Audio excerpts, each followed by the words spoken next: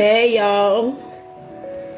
Hey y'all. I got some things that relate to this topic, but some things I've just gotta mention. Blessings, everyone. Your girl is back. And I think I feel a little bit better. I ain't gonna cough all through the video. So this is just like kind of a quick recap when I tried to do a video, but coughed all through it because your girl was a little bit under the weather. Okay? Your girl was just a little bit under the weather because one of my students at the end of the school year, he wanted to hug and love on me, coughed all on me, and got me sick.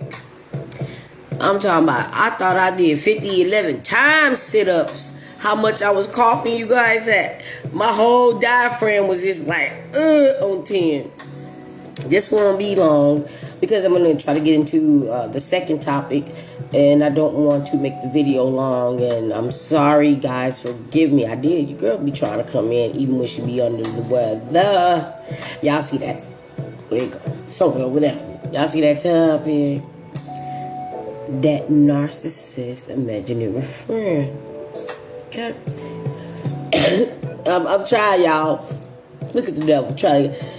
I'm trying. Okay, so I'm gonna talk about my day just real quick. Cause your girl, she be cooking, doing a little catering, you know, doing what I do with the food. And you know, I was out and about today. It was like one of those rainy days.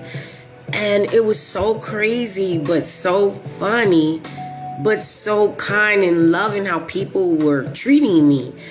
And I was like, okay, let me stop and get some gas. So I stopped at a gas station that I normally don't go to. And I stopped at the gas station, did what I had to do. And I am starting to notice, because a lot of men, you know, where I'm at, are very, very polite. So, you know, they will hold the door, whatever. So I was coming out and the man held the door. And I think I got this infectious smile where they'll hold the door and I'll smile and I'll be like, thank you. And I smiled at the man and I was like, thank you. And he was like, thank you. And I'm like, oh, okay. And I laughed so hard all the way back to my car. Like, why did he thank me? And then I had delivered one of my catering orders. And the rain was coming down so bad, but I had to deliver it anyway. And my feet, because I wore sandals. My feet, and I wore sandals that got a heel. And my feet got wet. And I was like, where are you? You did not, like, tell me your complete address. Where are you? And he's like, oh, I'm so sorry. So I'm like, okay, I'm in the next building. So I'm going to come over to you. And I had to walk through this big-ass puddle. And he's on the phone with me. I was like, OMG, this is a big-ass puddle. So my feet was all wet. And he comes, and he has nothing on. He has his pants on, but he doesn't have on a shirt. And I was like, my toes are soaking wet, and I'm trying not to slip and fall with carrying the food and all this stuff. And he was like, I'm so sorry, can I get you a towel? He was like wanting to towel off my feet. And I was like, no, it's okay. I got some napkins in my car. I'll handle this. And I was like, but thank you. That was so sweet, because the man was like going into his bathroom to give me his towel to dry off my feet. And I'm like, no, it's okay. And he was so thankful. And he gave me like an extra tip because he was appreciating that I brought him the food when it was pouring down raining. So I love this catering thing that I'm doing right now, but I'm starting something else. Can't tell y'all. And then one woman ordered my food. So I'm like, okay. I called her. I'm like, Mommy, this is not your address. I don't know where it has me, but the GPS said I was here. And she had to kind of like talk me to where she was, but she was just so sweet. And she has this UK accent, and I was just loving talking to her because she has this UK accent. And so I finally get where she goes, and And she was so sweet. I say thank you so much because, when it's an event or something where, timing is, essence, you have to be on time. But she was so nice to me. And I was like, thank you for your patience because I don't know where you live. And I can put the address in my car. Sometimes that be off, or I can use Google. Sometimes that be off, which both of them was off. And she was like, no, it's okay. And I looked at her after I was watching one of my godly videos in my car. And I looked at her. I was like, thank you so much for your patience. And I was like, you see my arms? I was like, I got goosebumps because your spirit is so beautiful. She looked at me. She's like, can I hug you? And I'm like, kind of was skeptical because I was, still, getting over what I was getting over. And I was like, yes. She squeezed me so hard and I hugged her so hard. And I felt so bad because my makeup got a little bit on her shirt. But I was like, I love your accent and thank you for being patient. She was like, no, thank you. She was so excited to get my food. But that's off topic. I just want to say that real quick because it is a lot of people that's out there. My point of that, it's a lot of people out there that are not narcs. They are really, really kind people. And God would, place those type of people in your life to give you just a smile and a little bit of joy. The last guy, I was coming out the door, but he opened the door before I got to the door. And I clutched my heart like I was Fred damn Sanford. And he was like, I'm so sorry, I didn't mean to scare you. And I was like, it's okay. But he looked at me and I looked at him and I was like, and he was like, I'm so sorry, I didn't mean to scare you. So today was a nasty weather day, but people were so amazing to me. So now let's get into this topic. I just want to tell you guys that, it could be something so small as that. The man wanted to wipe off my feet. The man opened the door. The lady was understanding. The man that, the man that spooked me a little bit. And everybody was so kind to me. But let's get into it. And I'm going to keep talking, but I don't know what the hell just happened here. Here we go. All right. Y'all saw the topic. The narcs imaginary friend. This won't be a long video except for that long ass intro I just did. The narcs imaginary friend is this imaginary friend that comforts them when they're going through whatever they're going through, and this imaginary friend, coerces them and guide them, through their childhood, and make friendly with them to be like, I'm your friend. So when there are kids and they're neglected or abused or whatever, because I got kids and when I teach, right now it's summer break, but some of my babies have comfort toys, so I don't take it from them. But this is not a comfort toy. It's their imaginary friend that they feel comfortable with. They always persuade them to do bad things. And this is why they need this imaginary friend, because when they get punished or disciplined for something that they did, this imaginary friend is there talking to them, sitting there with them. And this is a real thing, because people be thinking that negative energy and spirits or whatever, good or bad, is not real. The hell it ain't. So this imaginary friend that they find comfort with, especially when they're doing something bad or wrong, is there to be like, no, it wasn't your fault. They don't understand. And this is what you should do. Is a demon. Y'all hear me? Demons can influence children. Demons can possess children. And how easy is that? Because it's a child. But I have not experienced a lot of children that are narcissists more than grown ass men.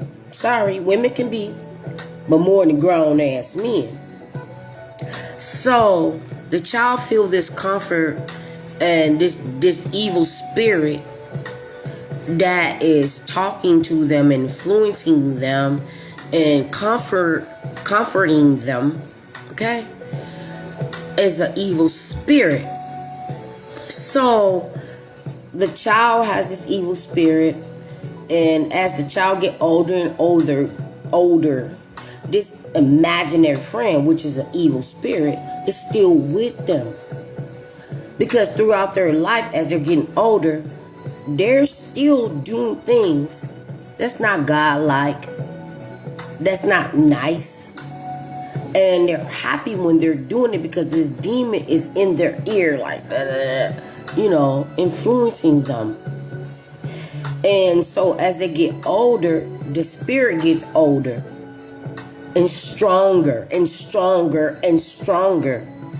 So now as they get older and whatever dilemma that they was going through as a child, the spirit is teaching them, like, it doesn't even really matter. So when we get to this point, we can get everybody back, and we can get other people, and we're gonna do this and we're gonna do that. So the child is feeling some type of good,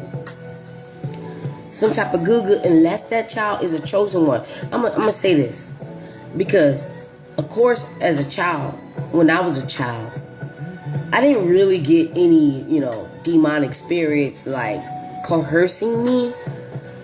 I was like one of those children that I wanted to be nice, I wanted to be good, but I could understand it, but because God and, ancestors or the Holy Spirit was more, guiding me than the negative energy, that I was attacked as young as 3, 4, 5, and things that happened to me could have made me a narcissist. But my imaginary friend, and I'm going to say that it wasn't an imaginary friend, it was the Holy Spirit, was always talking to me in a good light. And they might have had the good light talking to them, but they wanted that revenge. Kids can want revenge. I'm a school teacher, I know. Kids can want revenge, but I decided that I'd rather have this. So as they get older and older and older, that spirit, that demon gets stronger and stronger and stronger. So now it's developing into a narc.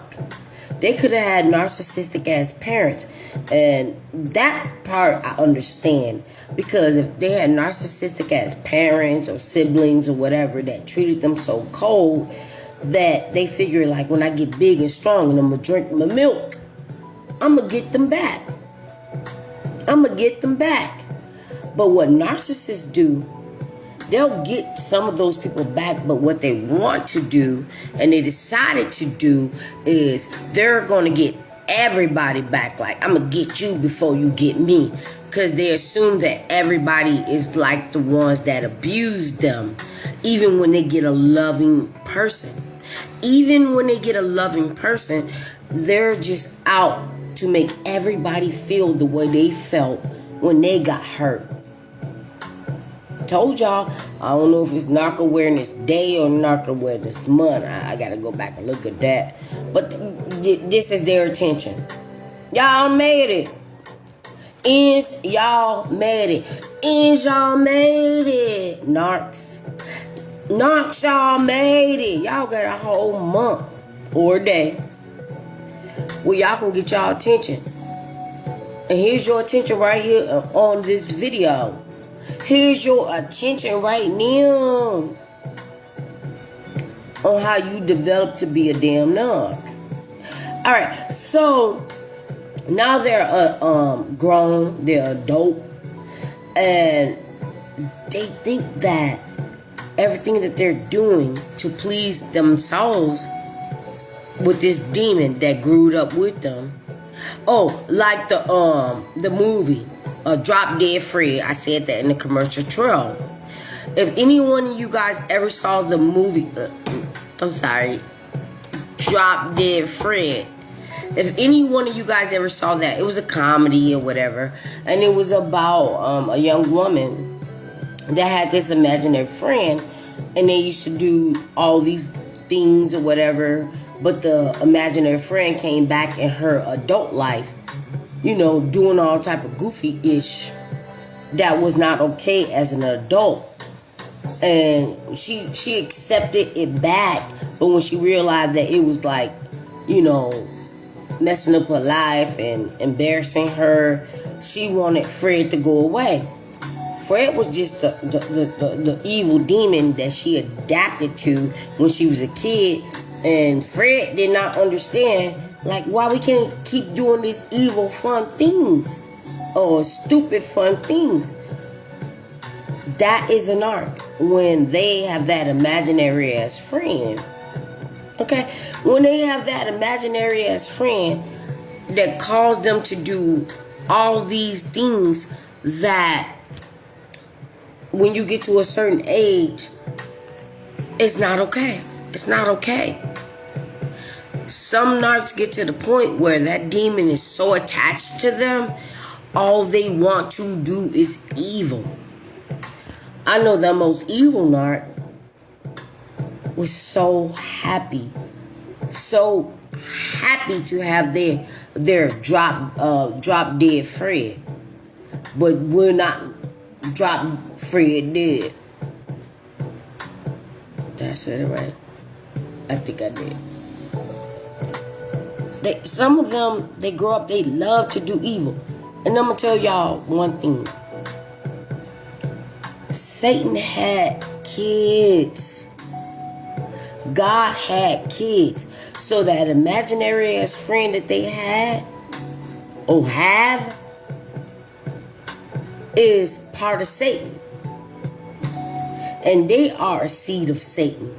So they love that they had this coach or this teacher or this fake ass friend to guide them through their life to do these things. Okay? Let me tell you something about narcs. They really enjoy what they do.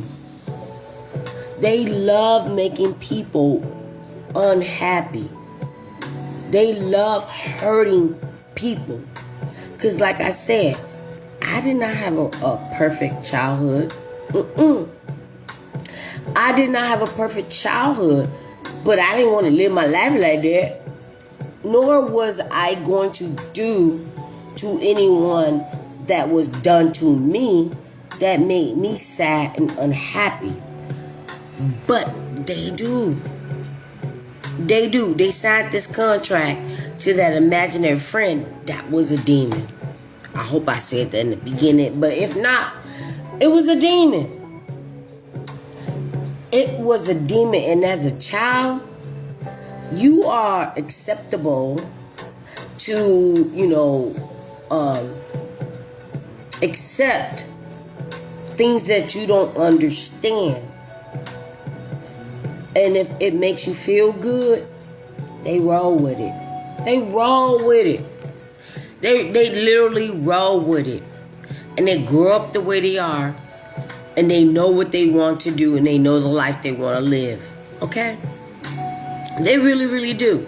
Some narcs go so far as they would make sure that their career or their lifestyle would draw in people so they can have people to abuse. They're nasty and they're evil. Now I had, off topic, I had this dream. I won't give too much detail, but I had this dream. It wasn't about the narc, but it was an extension of the narc. But in the dream, the narc extension ran to me.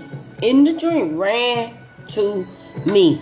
I don't really know what it means, but my spirit is saying that this person is being so abused by the narc that they rather be with me. Because they can't go back to the other parent. Because that parent is done, gone. Because of the narc. and they don't want to be with the narc. I actually kind of knew, because God is amazing.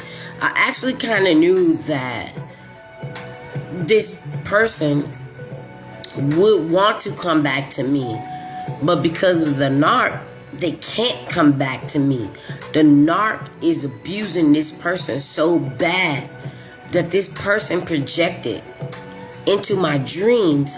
And in the dream, I was treating them so well.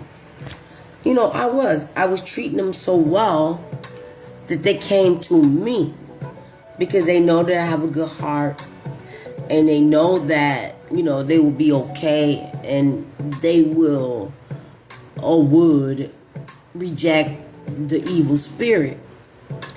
But because, like flying monkeys, because of that, I cannot. You can't trust it. You cannot trust it, because you don't know if it was God or the devil. Because the devil is so good that he would try to make you think that it was God. Okay? He would try to make you think that it was God. I know this person needs me. I know that I can give this person the life they always wanted, but they cannot be trusted. The same way when you're done with the narc, you have to cut off everybody that knew about you in the narc, even though they not a narc, or they're not evil, they're not this, they're not that. But you cannot trust no one that the narc ever. It's like me being sick. If I cough, I can probably get 5, 6, 7 people infected with my cough. With, just let's say a flu, a cold, whatever. That's the same thing when you're with a narc. Okay? When you're with a narc, they can infect so many people to the point that you don't know who to trust, and some of them are actually good people. That broke my heart. That it's some people that I really want to, still communicate with, but because I don't know if the narc coughed on them, then I can be there. So you have to let everybody go. You have to put your little, corona mask on. And it's sad. It's sad. I made a promise to this one young lady that I hope I can keep it. I'll say that. I hope I can keep it. And I hope this baby remember what I said. Because I will keep that promise. But I hope this baby remember what I said and didn't get coughed on. Okay? So I'm going to end this one because I didn't want to make it too long so I can get into the next video. But their imaginary friend is and was a demon that grew up with them. That grew up with them. That kept them remaining a narc. They kept them evil. And even though you was not the person that caused whatever the hell they're feeling, you not caused that. You not caused that at all. But they hate all good people. They hate children of God, but they want us. Make that make sense. But they want us. So this is God and the devil having a fight over this one clown-ass clown. Sometimes God wins. Sometimes, most of the time, the devil wins. Because they don't want to be a part of God. They force themselves to think that there's no God. They force themselves to think there's no God. So they can do what they want to do. And don't think that they're going to have to suffer after this lifetime because of that imaginary ass friend. That imaginary ass friend is telling them like, no, it's okay. You do this, you can do that. None of that is real. And they are miserable as narcissists. They are. They could never replace you. They could never ever even get anyone anywhere near like you. The devil tried to play me today. I had a catering order that was a good order.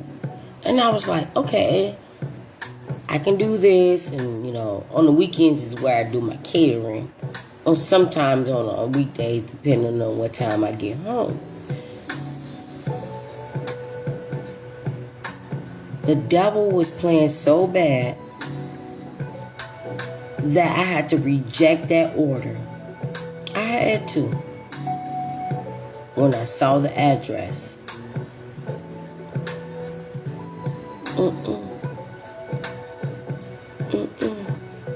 I don't even give a damn if they gave me 1 star.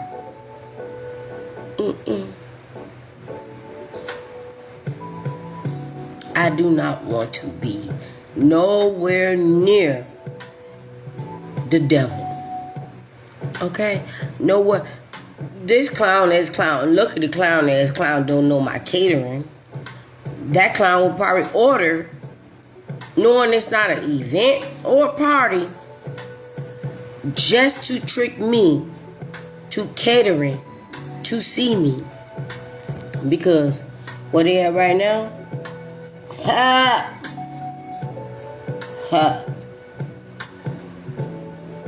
Is an unhappy situation. So with that being said, God bless you guys. I'm going to do a quick one next on fears. And I will see you guys on the next one. God bless. Oh, I told you guys I'm still trying to shake it. But I did get through the video without coughing. All through the video.